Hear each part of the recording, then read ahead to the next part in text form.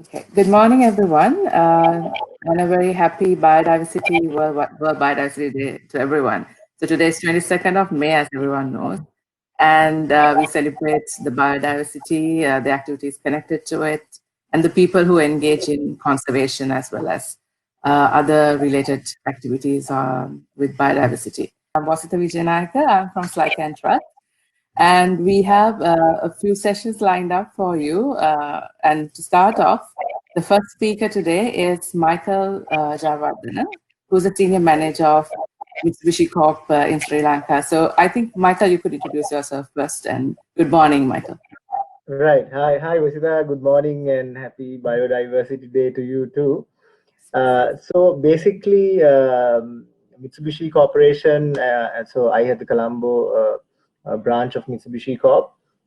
So just to start off, I mean, we are not the company that does the car business. That is Mitsubishi Motors, and that is a different unit altogether. So we look at more project-related work, infrastructure, and investment areas in Sri Lanka, and we've been involved in the power and energy sector for the past 35 years in the country.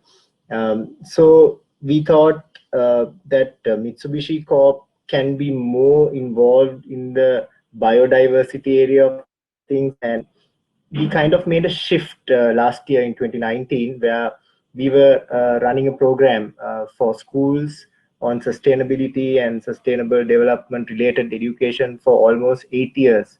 So we thought, especially a thing that really motivated us was when we read a World Bank report in 2019 where it said that Sri Lanka is among the top 5 countries that can get affected due to climate change and climatic issues. So we thought it's high time that we shift our program to something more regarding climate change and biodiversity as a result of that World Bank report. And I think we were #2 on that. So then we started looking out for programs to see how we can really make an impact. And for Mitsubishi Corp, which is a Japanese multinational, and we have a number of business areas. So from our perspective, we generally did not want to go with the usual CSR activities or give donate or charitable work was not the kind of thing our management in Tokyo wanted us to do.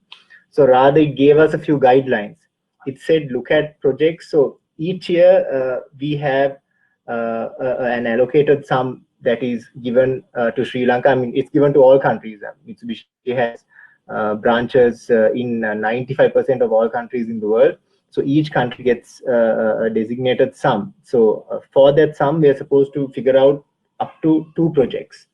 And we are given 3 themes, and 2 of which are conserving the environment and empowering the next generation. So what we thought was, why not come up with a project where we can amalgamate both these themes, conserve the environment and help the next generation, and to train them and to create livelihoods and to help people in poverty. So we thought mangrove restoration is a good idea, and in 2019 it wasn't an area that was looked at by a lot of companies, I would say, but we thought, can we do something in mangrove restoration close to Colombo? And then we figured out areas like the Mattala Kerawalpitiya belt is an interesting area where there are a lot of issues with urbanization, garbage disposal. A lot of issues are there in this belt. So we thought that's a good belt to work with. Then we looked at the Kalpiti areas after that. So mangrove restoration became an important project for us since 2019. And then we decided to renew the project this year as well and branch out into other areas. And we are looking at Dikkovita and Kalpiti as well. So that is the kind of perspective that Mitsubishi has on biodiversity, and of course I'll talk more about it as we go on. So yes, from a company perspective, that's our thinking, and it's coming from. Right, Michael. So just for us to get an idea, so everyone has heard the name, do you have a large operation in Sri Lanka? How many people work here with you as staff? Yeah, so we don't have a large operation. So we have 20 people working here in Sri Lanka. Office is at the WTC.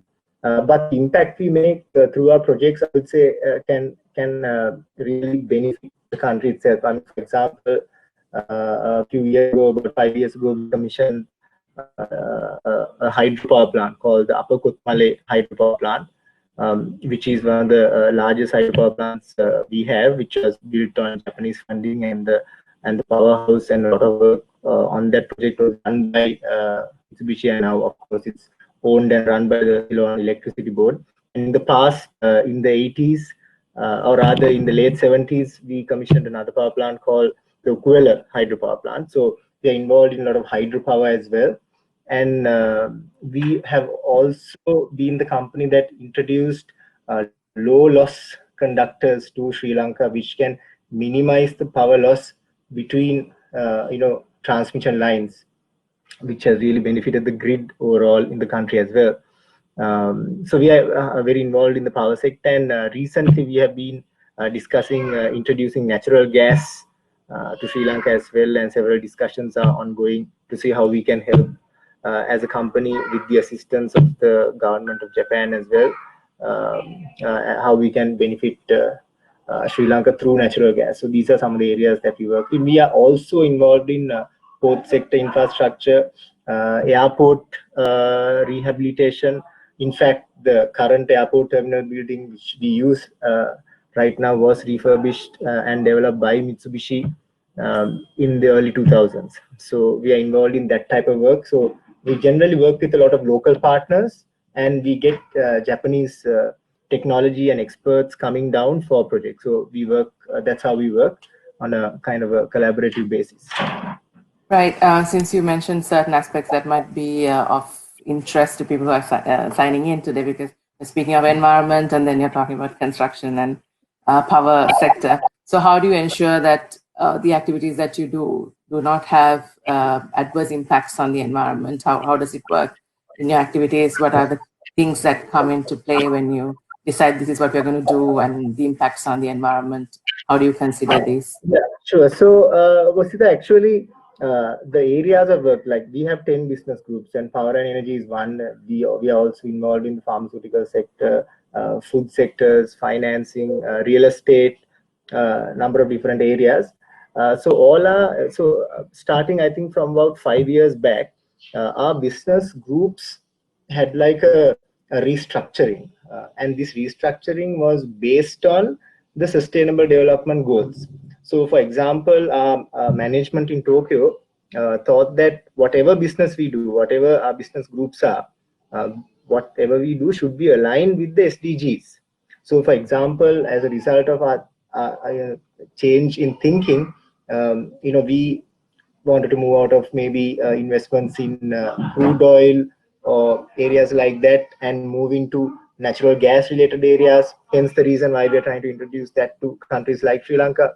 Then in our Motors, our sister company, we thought there should be more focus on environmentally friendly vehicles. So we came up with a compact vehicle, and of course the Outlander is out there as well. So there is a shift in focus of business. So even in Sri Lanka, the reason why we introduced the low loss conductors are to ensure that we don't lose electricity when it's traveling from one tower to the other due to sagging and various other issues. So most of our business areas are kind of trickling down from the SDGs and from the thinking that they have given us. So we've selected a few SDGs, and then we've plugged in those to our business areas. So we are divesting from certain investments and investing into other environmentally friendly technologies. We are looking more at the IT sector, how we can integrate our own operations. So there's a big shift in thinking in the company. And if you go to our website, mitsubishicorporation.com, you can see there are some reports that we have made giving more examples on how we have shifted our business. So it's very interesting to see that that's applicable across the board. Right. That's interesting. I mean, we are calling for the private sector to engage in activities that would benefit, a change towards climate action, right? And also sustainable development that focuses on private partnerships and different partnerships, private-public partnerships, working together with the private sector.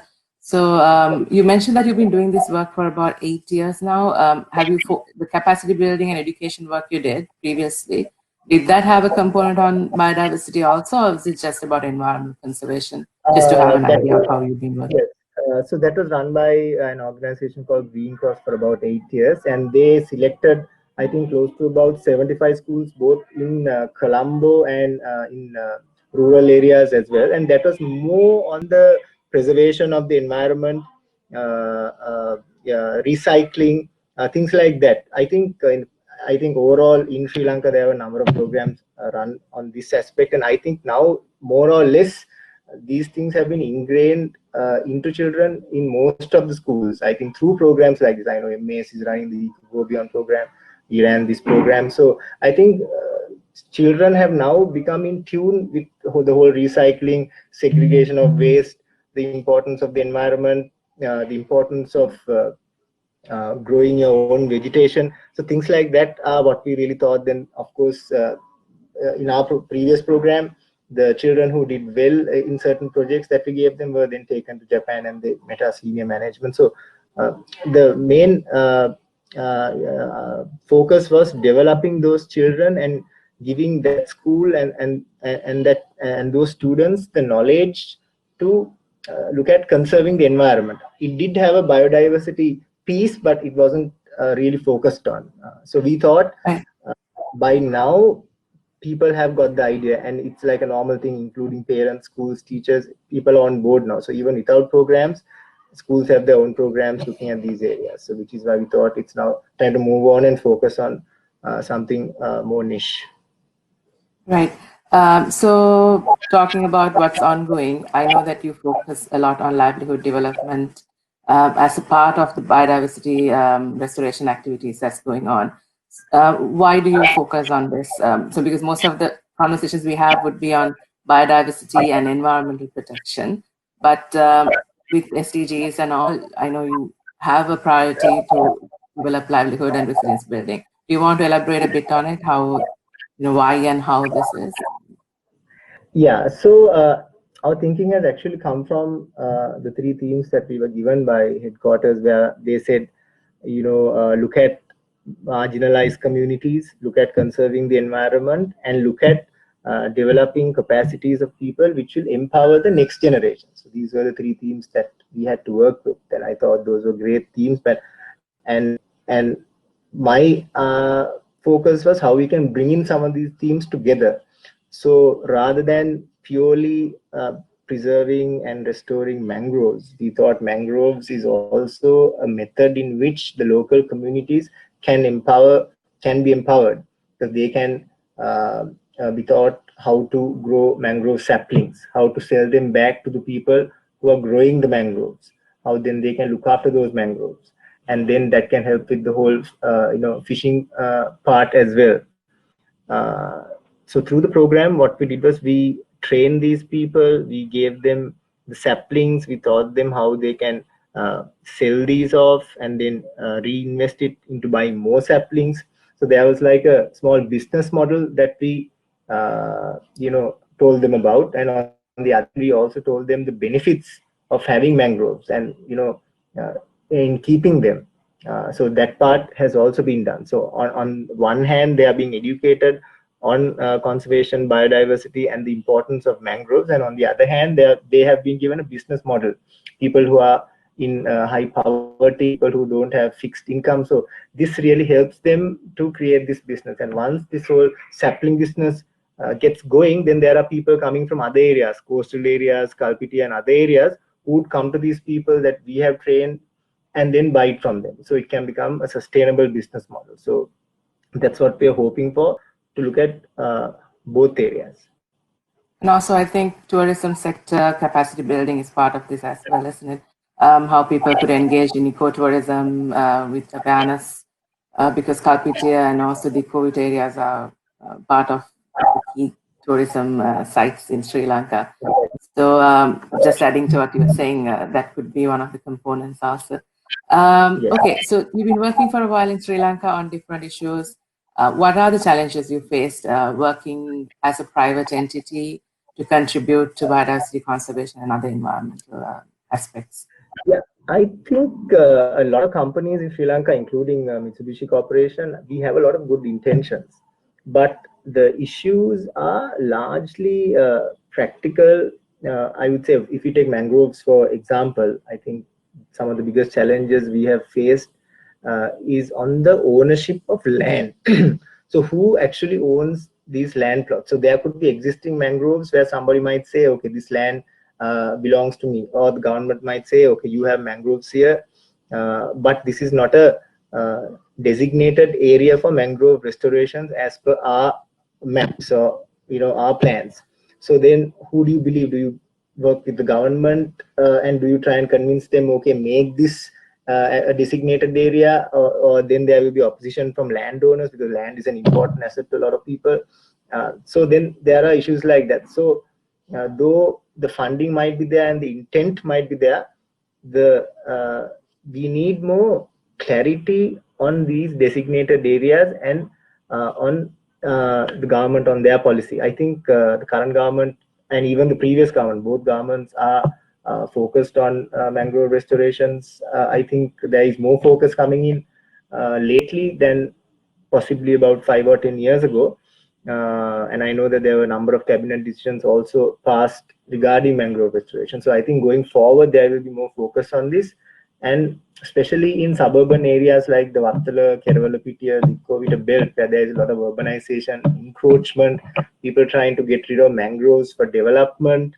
So those are areas I think that we can work on and see how we can conserve them as much as possible, because these suburban areas are the ones that are getting polluted largely, and there is big propensity for that. So I think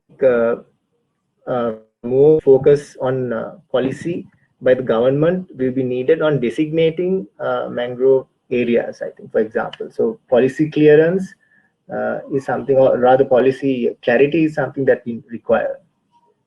Right. Globally, looking at climate action, also there's a focus on private sector finance because public finance is not sufficient most of the time in country as well as globally. So I believe Mitsubishi is doing a lot of actions on adaptation globally as well as their climate action component. Do you have plans to expand what's happening in Sri Lanka in the new years, especially with COVID hitting? How is that impacting your engagement in the business Yeah. structure of So I things? think, yes, that has been quite a challenge for us because we work on the financial year, and once the funding is given, we have a mechanism of tracking the progress, and we have certain milestones which we want to meet. So they have been pushed back, I think, slightly because of this situation. And I think going forward, the people who we send out for training and the organizations that we work with to carry out our programs we will probably have a discussion with them on how what kind of safety protocols they will follow, and when they engage the community, because the community might not be well aware of certain situations. So we'll need to work with them on educating not only about the whole biodiversity part and mangrove restoration, but also maybe on the importance of social distancing, at least for the next 1 year or so until they have a vaccination. So we will probably amalgamate some of the safety and health-wise knowledge into our program to help the community plus with the biodiversity. So that's what we're thinking, and those discussions are ongoing. And in terms of expansion, we are now looking at expanding more in Kalpitiya and the Dikkovita areas, and maybe in the northern areas as well in time to come. And I think this is a program that can continue for a few more years as well. Right. So you don't see global. So this is a general question, not just Mitsubishi. Given the impacts, the financial impacts the present situation would have on private sector and companies, do you see this an issue where the private sector is contributing to biodiversity conservation? Do you think there'll be a scaling down of what contribution would be? Or how do you see things? Well, I mean, I know you can't predict things, but just how do you see these things? yeah, well, I think it depends on the, I would say, the culture of the company as well, and their belief system. So in our perspective, we have quite a kind of a structured perspective on sustainability goals based on the SDGs, or the Sustainable Development Goals. So it depends on whether companies have that ethos. Do they have that framework which has been ingrained in their company culture, and do they want to kind of continue this? Of course, I would say they will have, maybe they will have other priorities like, paying the salaries of employees. So it depends on the scale and culture of the company, I would say. And if they have a framework already in place with budgets in place for these things, I think it can be scaled down but still continued. But for the small and medium sector companies, I think this might be more challenging, at least in the short term. So my perspective is the small and medium companies may scale back in the short to medium term, but the larger companies who have a framework and a culture of looking after the environment based on some type of guideline, maybe will continue without any major changes. So I think, unfortunately, it's a matter of scale and scope, but that is what will happen, I think. And how does it work when it comes to reporting? Do you have any guidelines that connect to biodiversity, like, plus points and negative points of the company's actions? Do you have a record of how each country, office, or project is impacting the environment? Do you have, like, pluses and negatives both? Do you have a process like that? Yes, so each country who gets this fund from our headquarters in Tokyo, we make a report. We make a biannual report and an annual report each year, and we report to our headquarters on all the milestones we have met, versus what we gave them at the beginning of the program, and those are all documented in pictures. And we try and get as data as much as possible on our various programs, like how many mangrove saplings were planted, how many acres were covered. For example, last year we covered 10 acres. So how many acres were covered this year? So there is some numbers involved and data gathering involved, and this is all reported. But I don't think we have a common framework where the numbers gathered can be collated into one calculation, or, for example, say how much of carbon we have saved. That type of thing is not there, I think, for this program for countries outside Japan. But I know maybe in Japan they do follow the GRI standards, and because Mitsubishi is a listed company, and we do follow those standards in reporting certain environment related activities. But that, I think, is happening mainly in Japan. But outside the country, we do collect information and we report it back. So there is a database of all activities, but we don't have a common platform as yet. Right. Do you hope to have something like that, that people can see what you're doing and, like, the benefits, or I don't know, if there's something negative happening, do you have any plans to kind of have a common template so the company can share this with the public? Company is moving towards that. Even now, if you go to our site, mitsubishicorp.com, you can see that we have published a number of reports on our environmental activities, but those are different activities in different companies and maybe not on the same page. Most of our activities can be found on those reports online as well. But I guess I see a shift towards like a common platform. I mean, compared to maybe 4 to 5 years ago, it's all on our site where we say what SDGs we're looking at and how that's affecting our business and what kind of reporting we will want to do. So I think there is a shift towards that. And given that all countries that have Mitsubishi branches have been given the same 3 themes, I think. So there is some commonality. I think there could be more consensus going forward. That's what I feel. Right. So I think we have a few people waiting to ask questions from on the webinar portal, plus from Facebook Live. We are live streaming. So good morning, everyone. I forgot to mention that you're also there. So I'll open the floor for questions for a few minutes, since I've been asking you questions for the last 30 minutes, which I didn't realize. So now is the time. If anyone has questions for Michael, we'll be happy to pass it to him. So let me see.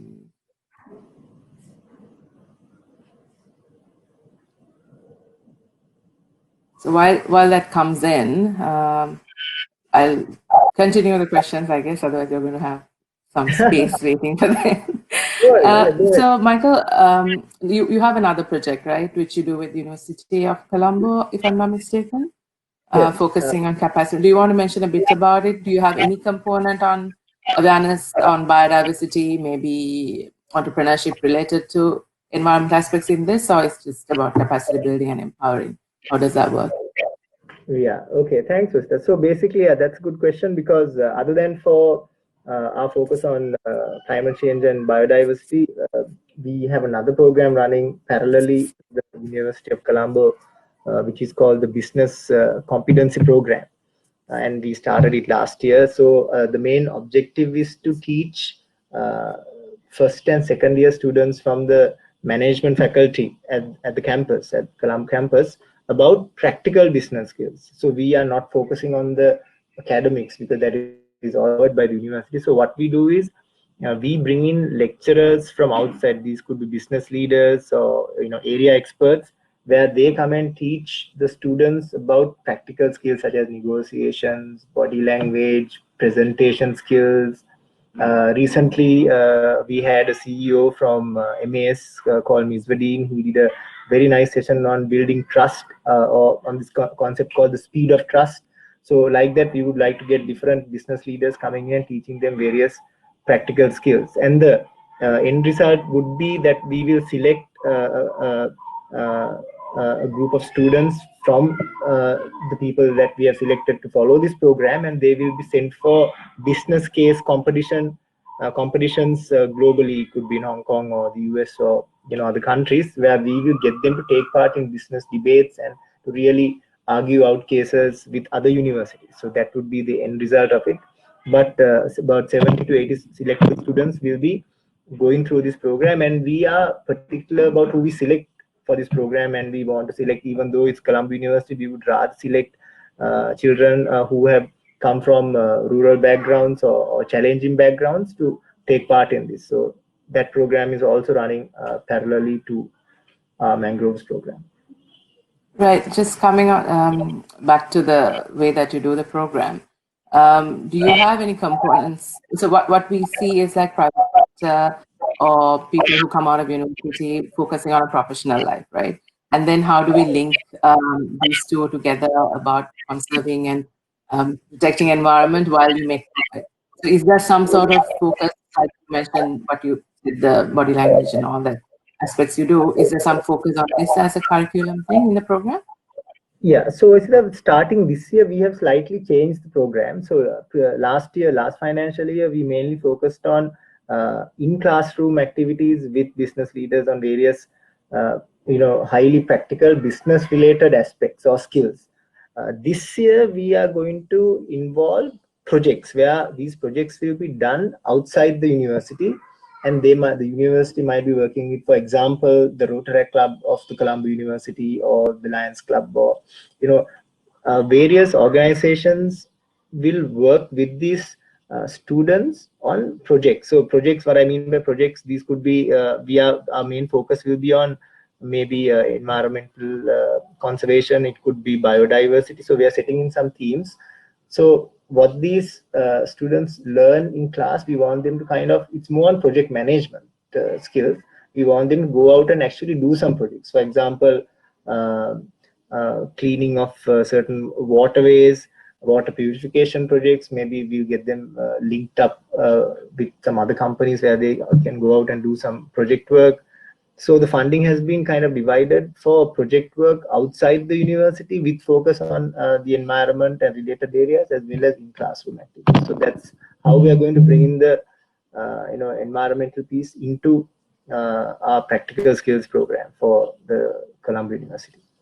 Yeah, that's quite interesting because at the moment we are having a reform on in our education system ongoing as well, and we personally made suggestions that this could be brought into the university system where youth and students engage with communities as like a volunteer thing to do work on environment as well. So if your work has a link where the projects implemented and you give the values through the program to do actively on the ground, that will be great because they'll carry this forward as a professional experience as well as a personal one. Okay, so Manahari has a question. I think you can see it, Michael, if I'm not mistaken.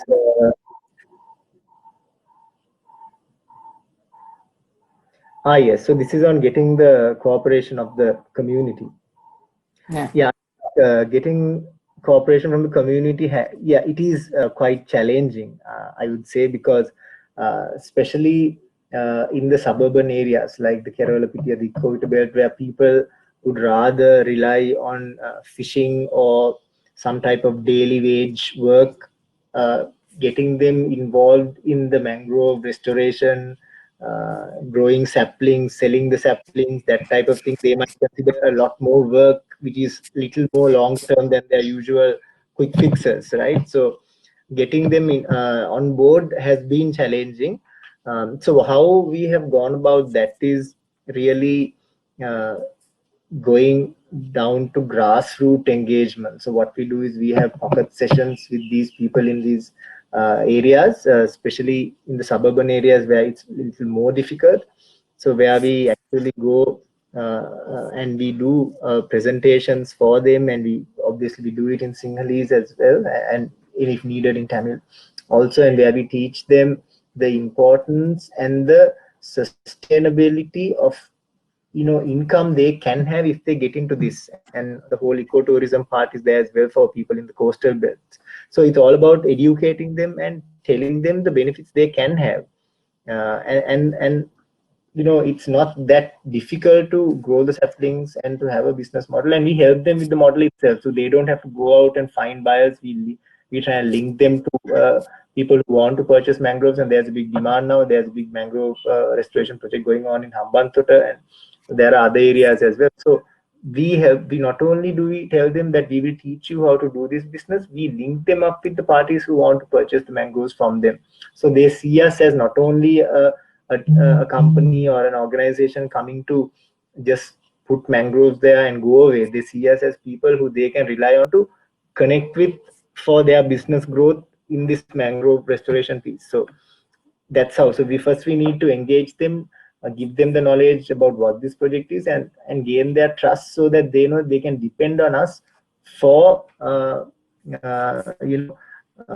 this model itself. So, and they have a constant line to us. I mean, they can get in touch with us or the organization that we work with for the program anytime. So that's how we work, and so we give them, and we are very transparent, and that has worked for us so far.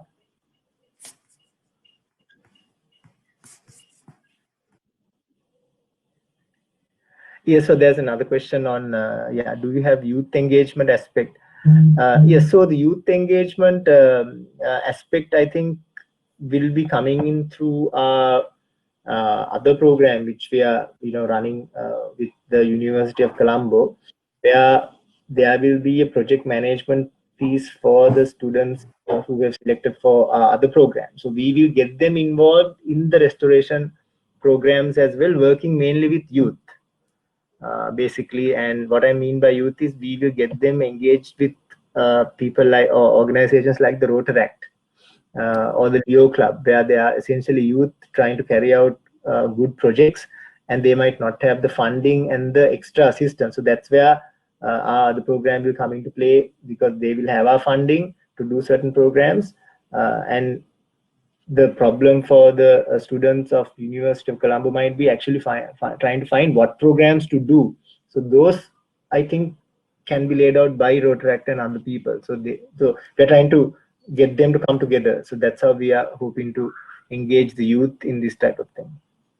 Yeah, and I think, Michael, in the restoration activities, we do have youth engaging, like the university students who came in from Kalani University, and also the community youth as a target, if I'm not mistaken, in both sides. So ongoing activities also have youth engagement in them in the restoration efforts. Yeah, there's a question on Twitter that has come in.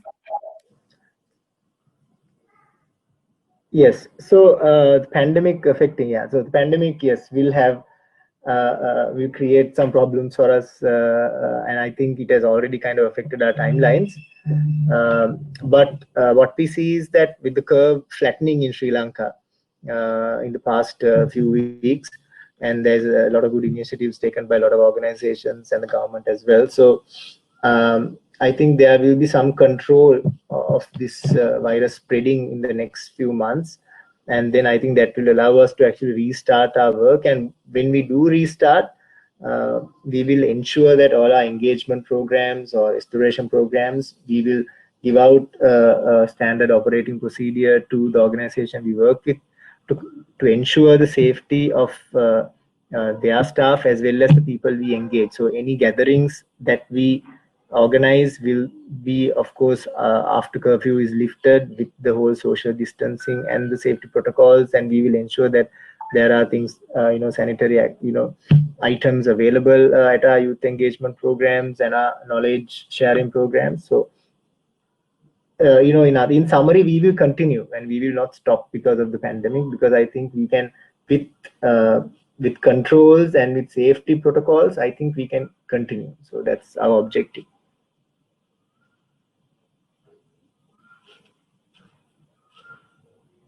We have 5 more minutes. I'm just checking the next 5 minutes. Right. Until we have something coming on the screen. Maybe this is the question that people ask, and like for organizations like SLYCAN Trust, also when we work with private sector, there's always this component of how do you work with private sector that's creating pollution and that sort of questions coming. So I'll ask this question that people would want to ask the private sector entity that's working on conservation. What do you get out of this? But that's what people think when the private sector is engaging, right? So what would you say when someone asks this question, in case someone is already asking this or thinking this? I'm going to ask you directly. What is the gain for a company to do this? Yeah, so I know that a lot of companies out there have different, maybe they have different intentions, and I don't think they are good or bad intentions. Like, there are companies around the world who would do conservation programs to offset their carbon emissions, and that is a fair request, I think. So there are companies who do that. So, and then there are companies who would do conservation programs with the maybe they require some type of brand positioning, and to have a brand identity for the products and services that they sell. So they need, maybe it's a genuine intent, but they need to have that positioning as well. But in Mitsubishi's case, we are a B2B company, essentially in Sri Lanka at least. So we do a lot of B2B business, so we don't require so much of brand positioning or people knowing about what we do. So in fact, we never advertise it. I don't think there have been more than one or two newspaper articles in the past 10 years. So we have, this is coming from a Japanese mindset, being a Japanese multinational.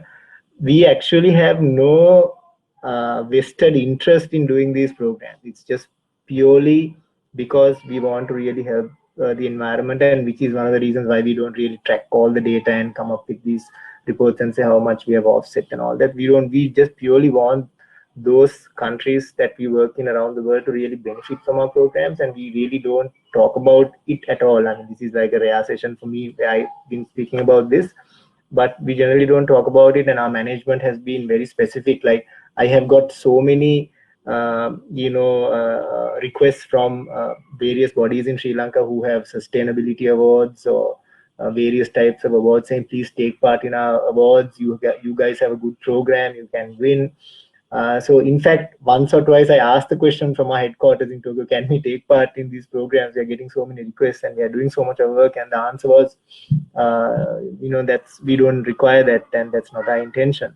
So what I can say in summary is that we really don't have any other intention other than for doing this and helping the community and the environment, and which is the reason why we don't talk about it at all, except for the report that we have on our site where anybody can look at it. Other than that, we don't really talk about it. So it's just purely for the intent of with the intent of helping the environment, which is coming from our focus on the SDGs, which has been a decision taken by our top management. So they have dedicated the company to look at certain SDGs going forward, and that is trickling down to all our business areas. So this is more like part of our business as such, and it's not like a specific thing we do for the environment.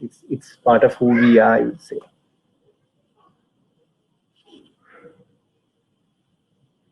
Opportunities for funding and qualifications. Sorry, I didn't get that.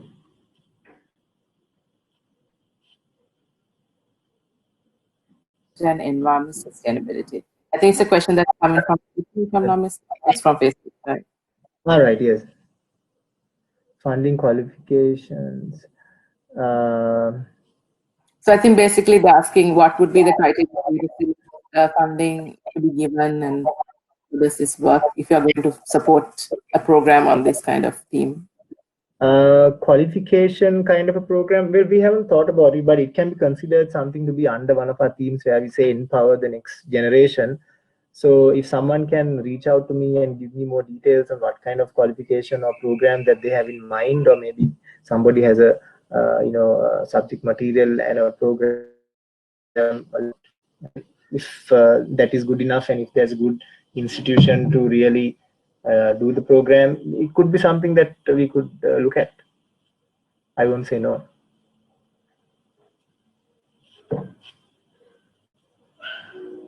At the time we had allocated for the session. So we are very grateful that you could join us, and we also, as SLYCAN Trust, work with you, and it's been great working on some of the work we've been doing with you. And it's empowered a lot of communities. We've been able to help people to build their capacities as well as contribute to the biodiversity conservation. So it's been great working with you guys. I'm not saying it because we are supported by you, so if anyone is doubting that also. Since we do not have a lot of time left, if you have anything else to add, I think you have about 2 minutes if you want to say anything as closing remarks. Yeah, well, thanks, Usda. I would really want to, appreciate the work done by SLYCAN over the years on the environment. And in fact, we got introduced to you through one of our colleagues called Shehan, who has been in touch with you all on programs in the past. And we're happy to see a lot of good work has been done transparently with SLYCAN, and you guys have a good team. And I think we have a good sync as well. So thank you for all the hard work you've been doing with us. And we hope to do more things for the environment and biodiversity going forward as well, with engaging the youth as well. So that's one of our main intentions. Yeah, thank you, Michael. And for anyone else who wants to know about the project work that we are having in Kalkutia and the Kovita, and also other things on communication and awareness we have, you can check our website, slycantrust.org. All of it is there. So thank you, and thank you for your time. And we hopefully will have you again sometime soon. Yes, for sure. Bye. Take care. Bye. Thank you for joining, everyone. Bye.